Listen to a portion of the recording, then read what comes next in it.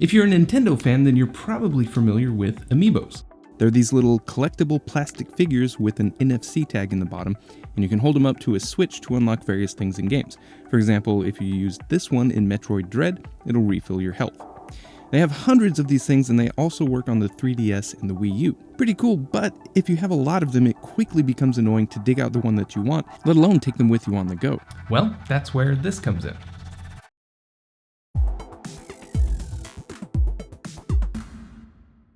So this is called the Flask from Bloop Labs, and it's an NFC tag emulator that can store up to 75 tags. So you load backups of Amiibos or other tags onto it, and then you can carry them all around with you easily and select which one you want this to act as. So here's how it works. You just go to this URL on the back, hit connect, and a little window will pop up with any flasks that are nearby that you can pair with.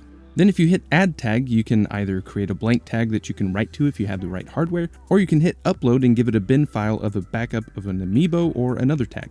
After uploading, it should show up in the menu so you can select and use it. You can also manage the tags that are stored on it, change the theme or UI settings, update the firmware, all that kind of stuff. And by the way, it'll also work with those sort of trading card style Amiibos for Animal Crossing so that you can invite new characters to your island. There are some apps that you can use on your phone to dump NFC tags and write those backups to a tag like these writable NFC stickers that you can get. Android has several apps like that, but the Flask is way easier and faster and just more convenient. Now, those Amiibo backups are kind of like video game ROMs in that they are copyrighted. So to do it legally, you're supposed to either back up your own tags or at least only use the ones from Amiibos that you own. I will say though that you can pretty easily find databases with bin files for every Amiibo out there, so do with that information as you will.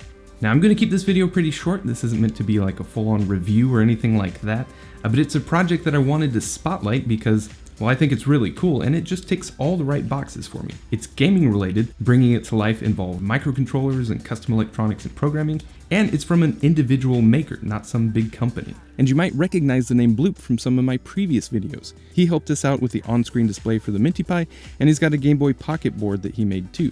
I'll be doing a video about that at some point as well. Really nice guy and super talented. Now let's take a look inside. And I was actually kind of surprised. I thought for sure this would be using an ESP32, which is super popular for these kinds of projects, but no, it's actually using this Bluetooth LE chip from eByte. Not that it matters, I just thought it was interesting. Otherwise, it's pretty simple. Got a tiny OLED screen up at the top, a few buttons for navigating the menus, and some charging circuitry at the bottom and a USB Type-C port. The back plate is actually a PCB. You can see the antenna here. And this is really the whole device right here. There's an acrylic faceplate with some risers to protect all that. So my only minor complaint is that the sides of this thing are completely open. And while it looks cool, if you're putting it in your bag or your pocket to take with you, stuff could get in there like dust or lint, or worse, something metal could get in there and damage it. So I fixed that on mine by cutting a couple of pieces of acrylic and sandwiching them in there to fill in that gap and protect it better. I do have these available on my shop in a few different colors if you want to add that to yours as well. And that about covers it. Like I say, just a quick video to throw a spotlight on what I think is a really cool project. If you want to get one of these, I'll link to Bloop's website in the description. And if he's out of stock, go ahead and sign up for his mailing list. He told me he'll be adding more stock every 4 to 5 weeks, so you should be able to get your hands on one before too long. As always, thanks for watching, guys, and I will see you next time.